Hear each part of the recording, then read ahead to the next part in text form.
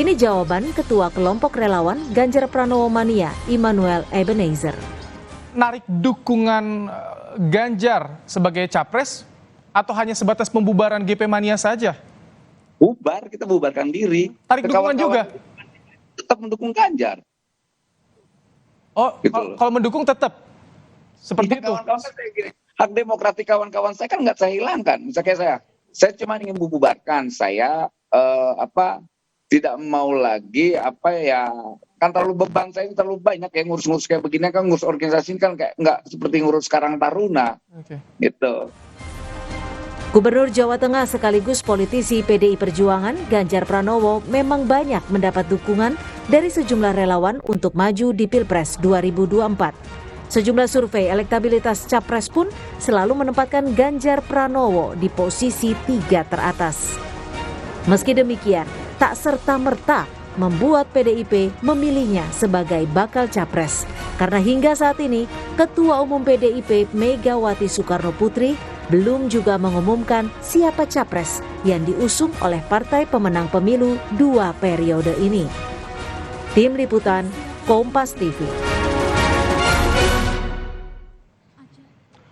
Kelompok relawan Ganjar Pranowo Mania disebut bakal dibubarkan. Lalu benarkah dukungan dari relawan ini untuk Ganjar ini batal? Lalu apakah punya pengaruh terhadap elektabilitas Ganjar Pranowo dalam pencapresan di Pilpres 2024? Kami akan membahasnya bersama dengan Direktur Eksekutif Indikator Politik Indonesia, Mas Burhanuddin Muhtadi yang telah bergabung bersama kami di Kompas Malam. Selamat malam, Mas Burhan. Malam. GP Mania dibubarkan, kalau kata relawan Ganjar yang lain nggak ada pengaruhnya. Kalau menurut Anda? Ya memang kalau pembubaran ini diikuti secara masif oleh relawan-relawan pendukung Ganjar lain dan menciptakan opini publik bahwa terjadi kemelorotan motivasi ya di kalangan mesin relawan pendukung Ganjar, tentu punya efek. Tetapi kalau hanya sebatas pembubaran melibatkan GP Mania yang diinisiasi oleh Ebenezer, saya tidak yakin punya efek besar menurunkan elektabilitas Ganjar. Tidak yakin ya akan punya efek besar. Itu berarti GP Mania ini pengaruhnya tidak cukup besar dong terhadap massa dari Ganjar. Padahal kalau kita lihat sebelumnya kan GP Mania ini rajin betul begitu, deklarasi di sana sini mendukung Ganjar Pranowo. Sebenarnya kan baru resmi didirikan November 2022, jadi belum lama sebenarnya. Jadi baru didirikan, dideklarasikan di tempat kelahiran Ganjar Pranowo di Karanganyar, kemudian deklarasi di beberapa tempat, kemudian bubar. Jadi sebenarnya kalau dilihat dari modus operandinya itu belum terlalu mengakar ya ke tingkat bawah, dan jangan lupa kalau basis operasionalnya di Jawa Tengah, Ganjar Pranowo sudah kuat di situ. Justru yang menjadi pertanyaan adalah kenapa baru beberapa bulan sudah bubar? Gitu.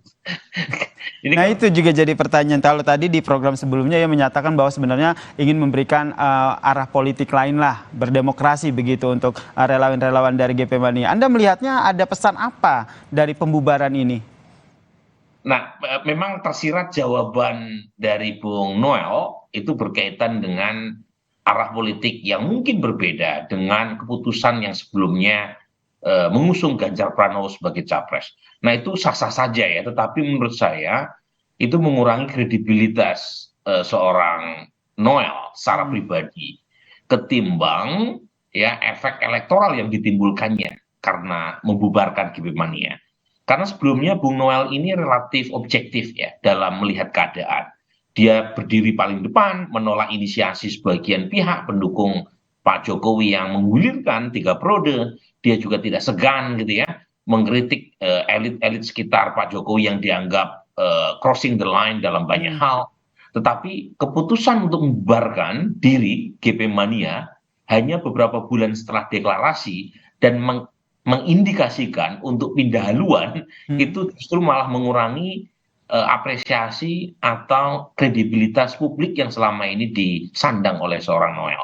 Jadi menurut saya merugikan secara personal. Merugikan secara personal terhadap Bang Noel. Tapi apakah pembubaran GP Mania ini juga punya efek domino begitu terhadap relawan-relawan Ganjar yang lain, atau justru sebaliknya relawan Ganjar makin kompak?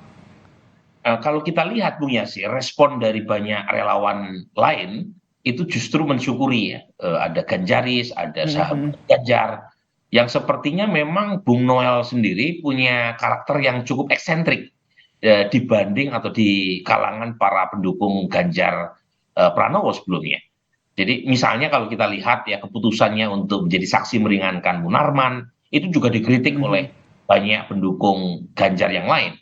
Termasuk misalnya kritik yang sangat keras yang ditujukan oleh seorang Noel terhadap elit PDI Perjuangan yang dianggap terlalu lamban dalam mengambil keputusan mendeklarasikan Ganjar sebagai capres, kemudian juga keputusannya mengkritik keras Erick Thohir yang mencopot dirinya sebagai komisaris utama salah satu anak perusahaan BUMN, dan seterusnya. Itu menambah daftar panjang kontroversi Noel di kalangan pendukung Ganjar sendiri. Apakah yang tadi Anda sebutkan termasuk alasan dari Bung Noel untuk membubarkan GP Mania menurut Anda?